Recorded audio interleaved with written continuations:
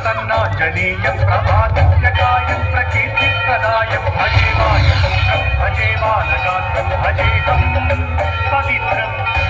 అది రామాయణ మహాయుద్ధం భీకరంగా సాగుతున్న తరుణం.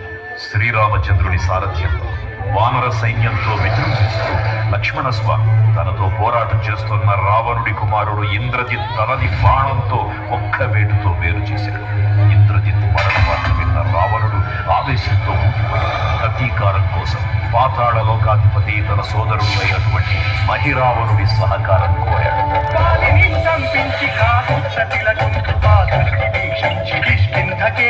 శ్రీరామ కార్యార్థమై లంకకే తెంచి ఆ జీవి మకర ధ్వజుడు అనే తన పుత్రుడు మహాసముద్రాన్ని దాటుతుండగా నీటిలో పడ్డ స్వేదబిందు ఒక మొసలి గ్రహించడం వల్ల జన్మించాడని తెలుసుకొని ఆశ్చర్యపోతాడు హనుమంతుడు.